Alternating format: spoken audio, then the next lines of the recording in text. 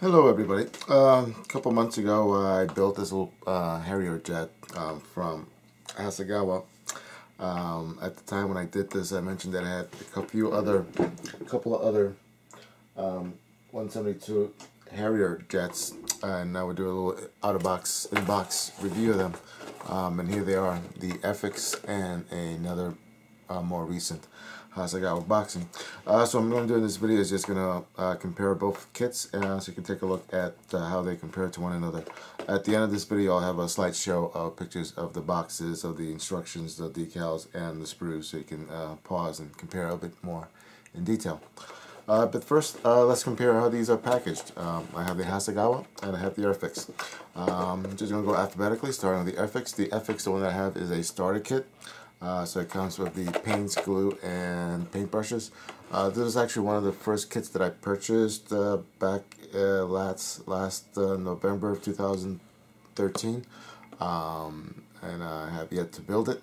In the meantime, I did take out the brushes that comes with it. I used it for something else, but otherwise the kit is unbuilt, untouched. Here we have the Harrier by Hasegawa. This is the 100th anniversary for the British Air Force.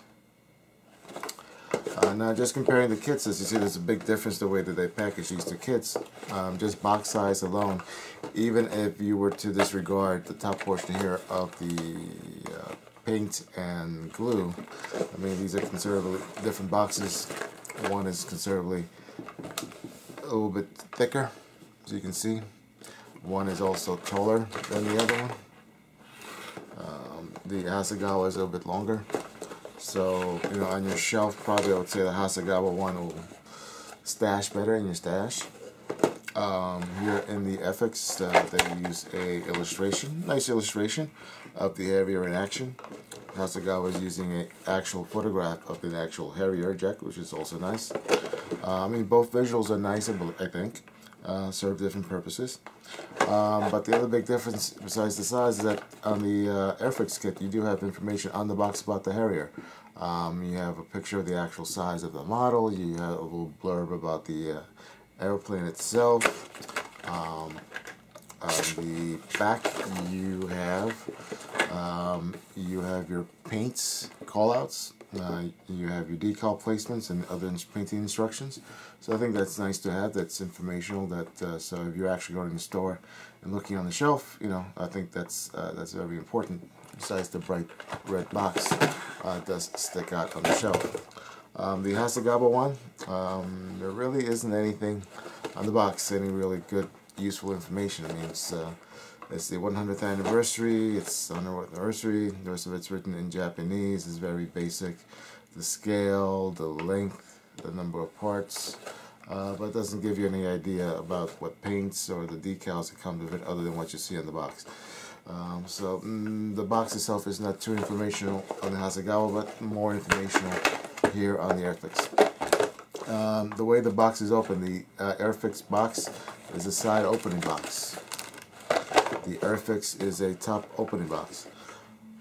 Now, in my opinion, the top opening box is more practical because when you open it, you can stack the top and bottom together while you work on your model. You can be working from one to the other and easily to keep your model parts as you're working, or even use it as a little mini painting or spray area for your model.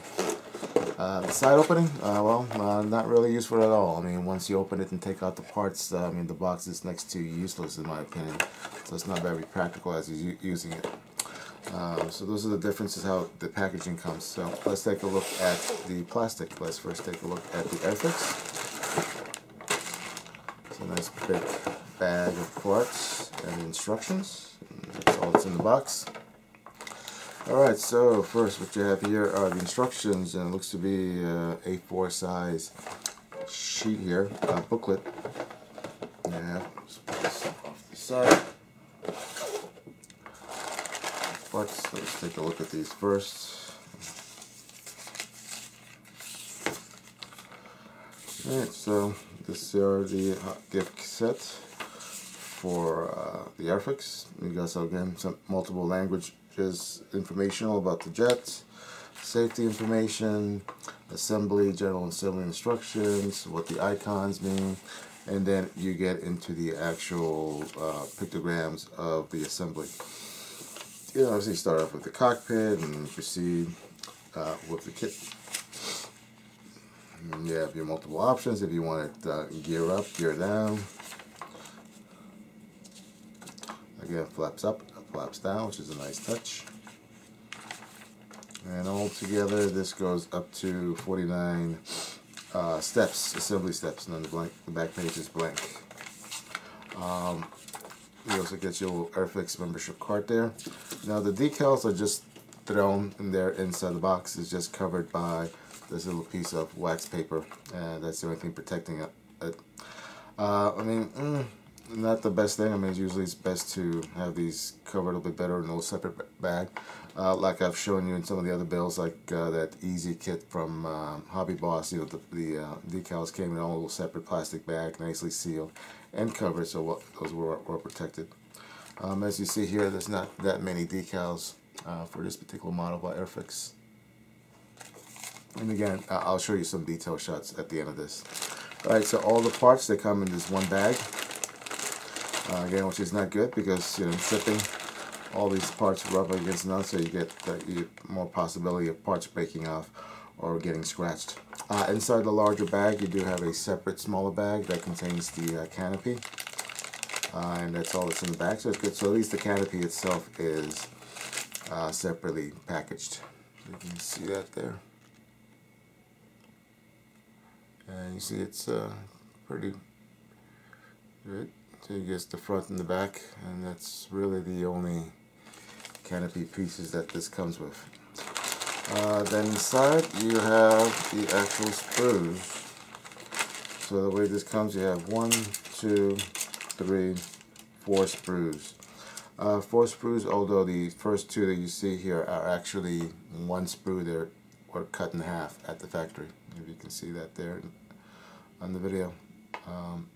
So it's not too many sprues, but a lot of little parts. So I just take a little close, quick little glance at these. I believe this is one of their newer moldings from the past couple of years, so the detail is nice and crisp, nice panel lines, nice and clean, no flash. So definitely one of their better models. Their intakes, you got the little Harrier flaps, which you can pose them open or close, which is a nice touch. You have your wings here, which you can do the flaps up or down. You can do the gears up or down. Another little nice touch, you have the wheels here. If you can see this in the camera, they are weighted. They're weighted wheels. Again, nice touch. There's your little Airfix pilot. Yeah, there's some nice little details here. And you got your fan blade. So good details. And then here you got your top of the wings. 2 different wings extension, the lurks, I believe is what they call these, leading edge extensions, and you have your nozzles. And again, the details here are pretty good.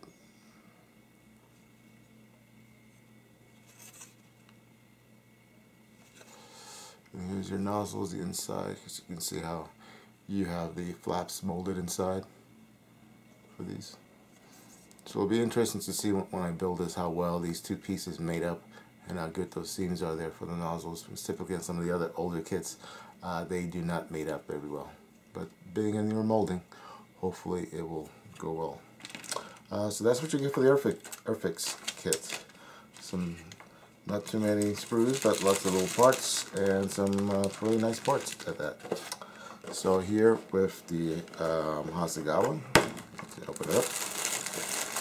Same thing as the Airfix, you got everything in one bag, with the exception of the canopy, and those little rubber bushings and the decals. They come in a separate bag, and you have your instructions. So let's take a quick look at the instructions here. And just put this off to the side.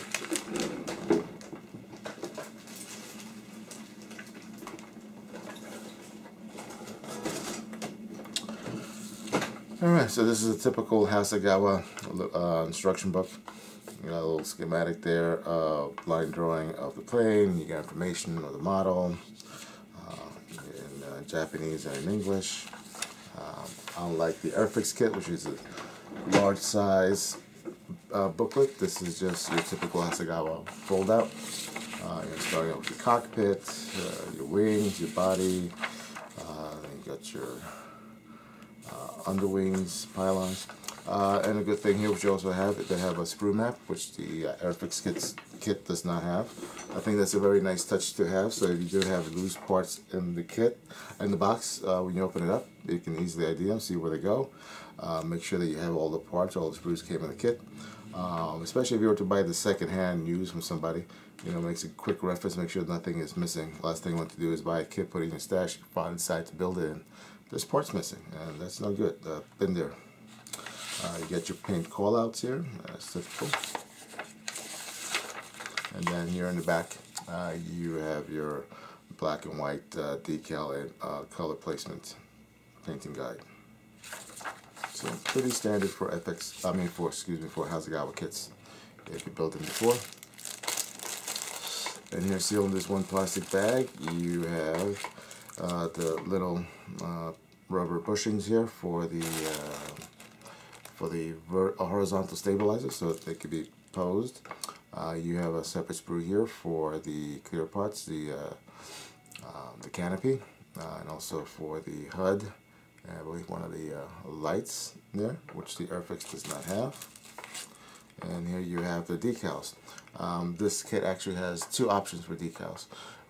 You got the 100th, and you have these 95th anniversary for the Air Force, for the Royal Air Force.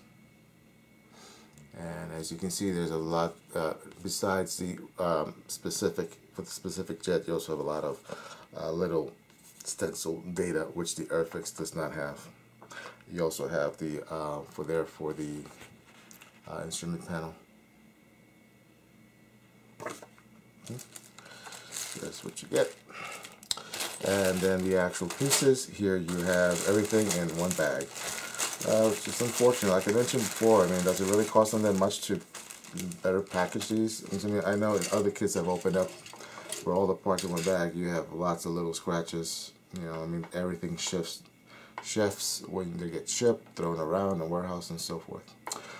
So unlike the Airfix kit, I mean, obviously this is an older model.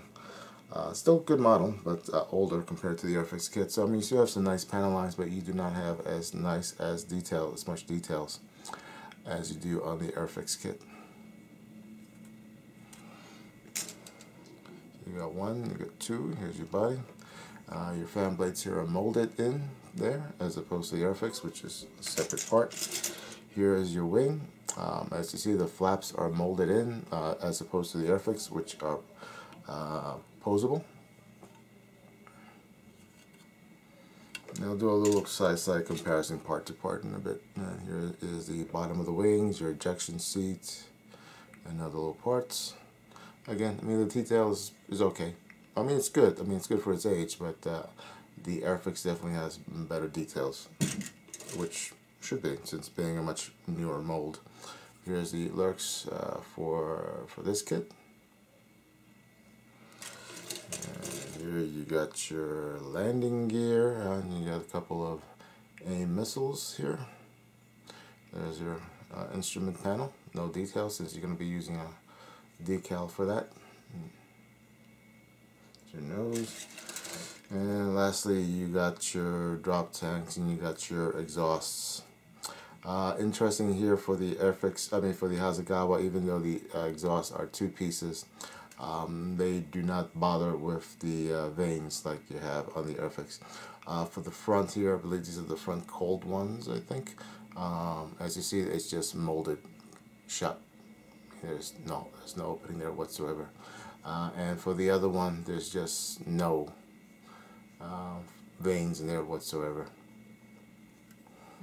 Okay, so that's what you get with the Hasegawa. 1, 2, 3, 4, 5, 6, 7 sprues. So you get a little bit more sprues. So let's compare some of these parts. So let's compare the the body of the plane, how they come.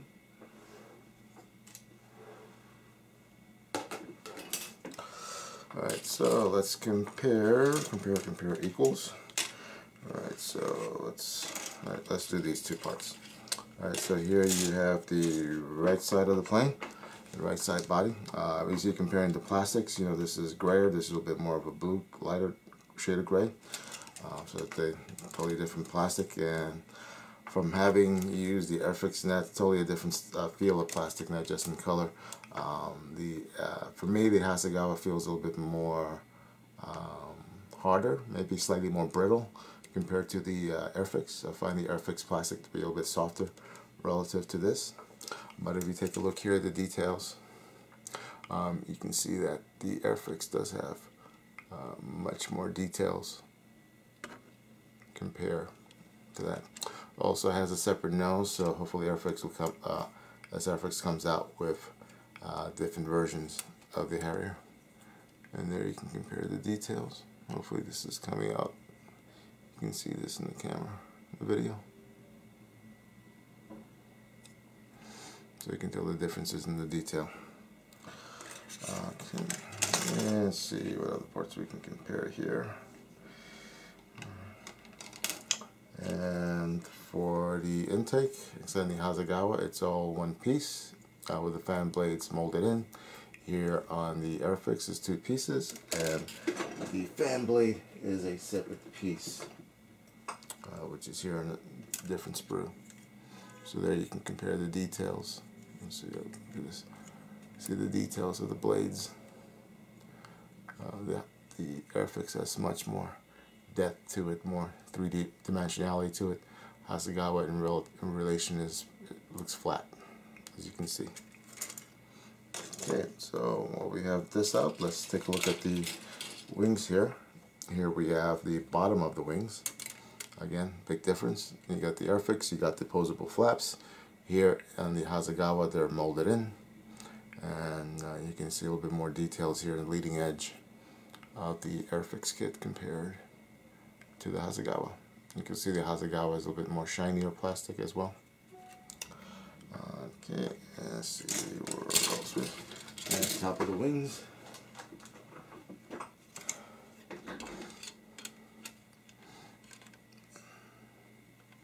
Again, hopefully the camera's picking up. You can see the differences in details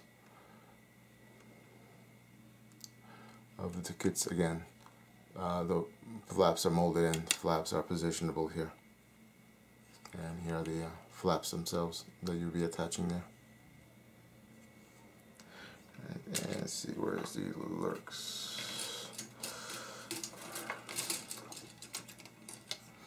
And here you can see the difference there between the details of the two lurks, the size. And also, let's see,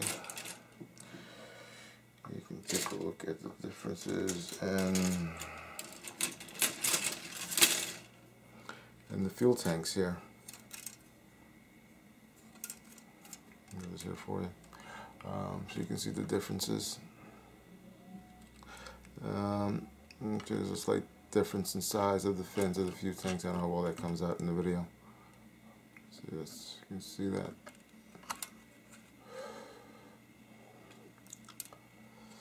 And also in the wheels, the Hasegawa wheels are just plain, regular round wheels. It doesn't have any weight to them, unlike the Airfix kit. And though the internal detail of the wheel hub is pretty similar there. Let's see, where are the... And then you have the exhausts, and the exhaust here. See the differences in details between those two. So you can see it better here. You can see the differences between the way they're molded. Again, more details here, less details here. And we take on the flip side, on the insides, here on the Airfix you'll see the veins. Here on the Hasegawa, nothing, no veins. In fact, and this one is totally just sealed up. And just take a look at the landing gear. And you see the differences there, the landing gear. Again, weighted, not weighted. A little bit better, finer details here in the Airfix kit compared to the Hasegawa kit. Okay, yeah, so those are some of the differences. So at the end of this video, I will have a slideshow so that you can just see and pause and view these in more detail at your leisure after this video. Anyway, I hope you found this useful. I mean, these are two kits I will build in the future. I'm not going to build them right now, but when I do build them, I will probably do them as a dual build and just do them both together and do a comparison how they both go together well. I mean, I expect the Airfix to go well, very well. I mean, it is a much newer mold, much more detailed, so hopefully they'll go well together. The Hasegawa should be pretty similar to the Hasegawa kit that built before, which went together pretty well. And then we can compare the finished models and see how they look like when completed. Anyway, thanks for taking some time to watch this. All right, have a good day.